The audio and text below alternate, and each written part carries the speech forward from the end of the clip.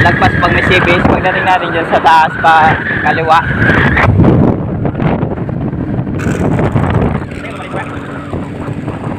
Ini yung pag sibis, tapos yun tayo, kagila tayo.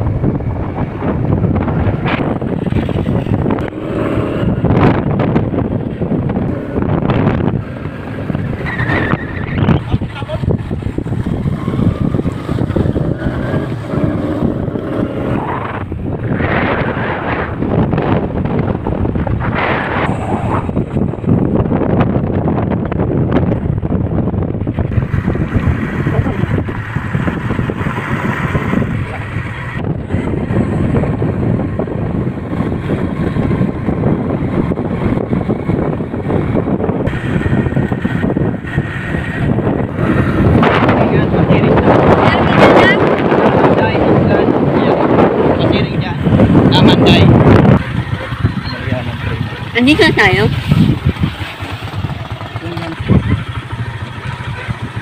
Hindi ka may taga tinig albo. So andito na po tayo ngayon mga kapaling sa Tambilagaw. So pababa na tayo dun sa dagat kung saan tayo maghanap ng shell. So medyo hassle to sa atin kasi mayroon tayong kargaan dyan sa likod. Sumasabit sa mga okay lang mga kapaling. Kung ngayon na-practice sa ganitong daan, huwag na kayo sumubok kasi masataktan na kayo. Kaya kita pimain. Kita nyo naman mga kapaling. Pag similar ka selfie, malalaman nyo to. Lang. Baka tayo mga kapaling ng sale kasi meron tayong event sa Merkulis. So hanggang dyan na lang itong saunahan mga kapaling. Tapos iwan natin yung motor. Update ko na lang kayo mga kapaling kasi malayo-layo pa ito papunta dun sa gilid ng dagat. So yan, malumot kasi. So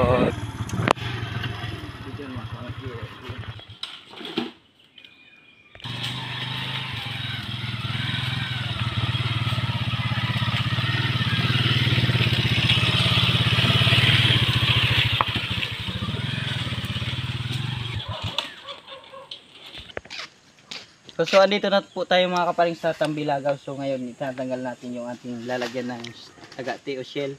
So yan, makita nyo mga kapaling so anong purpose nito mamaya. So maliligo tayo dyan sa loob ng planggana.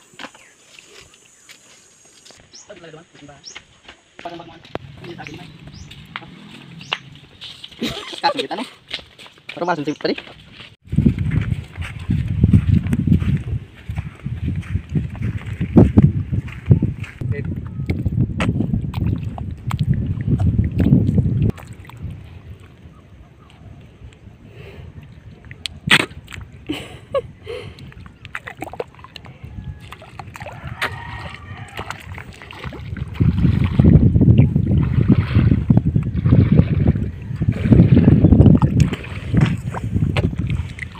Dito na po tayo mga kaparing. So yan, mag-umpisa na tayo maghanap ng shell.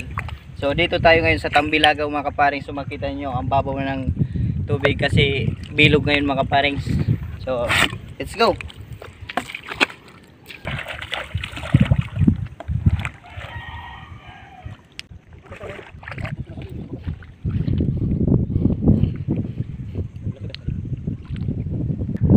Lawak.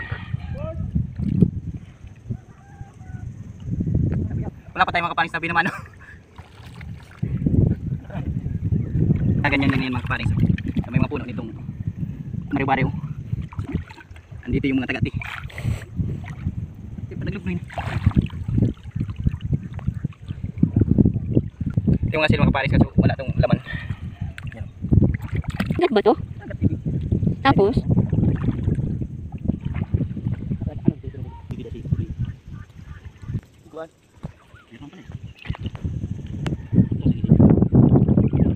Ang laki ng planggana mo.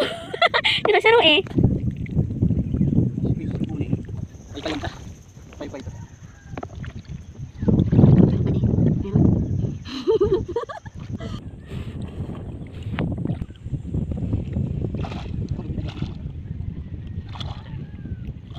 So doon muna kayo makaparing sa medyo lawod kasi ano, may na dito sa gilid. So doon muna yung camera natin magpapahinga sa gilid natin. So yan mga kaparing. Okay.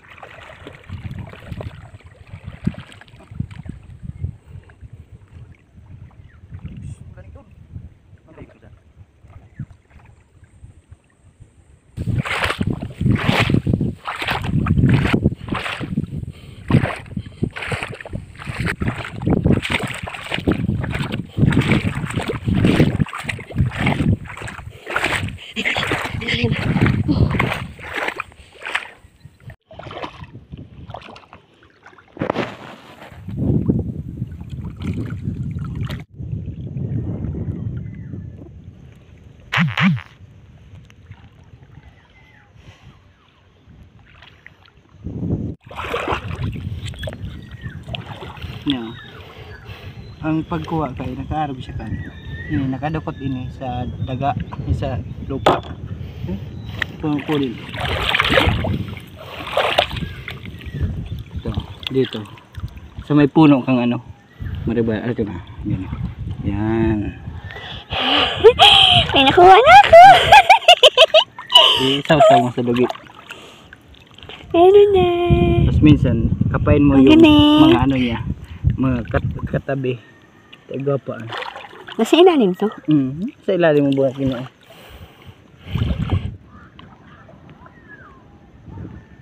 Wala nito na pati.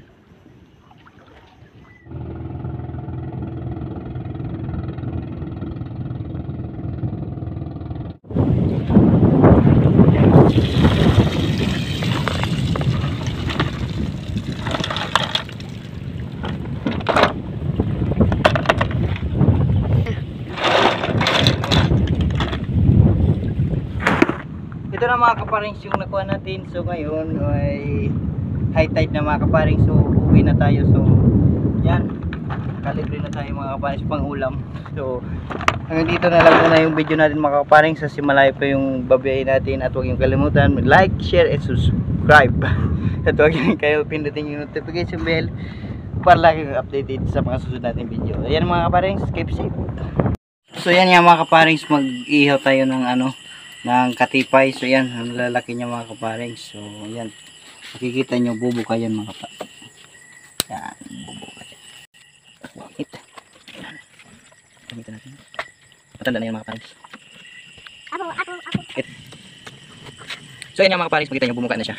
Yan, makikita nyo yung laman sa loob. Sa Quezon mga kaparings, ang tawag yan ay kapis. Dito sa amin ay ano, katipay. Ito siya mga kaparings. So paano ba yan mga kaparings? Kakain muna kami. So ipapakita ko pala sa inyo yung nahuli namin kanina. Ito siya mga kaparings. Oh, Mommy! Mom! So yun nga mga kaparings, kakain na kami. At ito na pala yung pinaghanda namin ni Mrs. na ulam. So yan mga kaparings. So lalagyan natin ng sabaw. Yung ating ginis sa luya na mga shell. So yan mga kaparings. Libre lang to dito sa akin mga kaparings, basta masipag ka maghanap sa dagat. So meron pa tayong naka ihaw mga kaparings dyan sa ano, pugon. Dahil naman sa yung inihaw namin nakatipay mga kaparings, ang lalaki niyan mga kaparings. So sa mga high blood dyan, hinay-hinay lang kayo dito kasi baka na sobrang init ng panahon ngayon, baka maya high blood kayo. So kain na tayo mga kaparings. Kanina pa naglalaw yung isa dyan.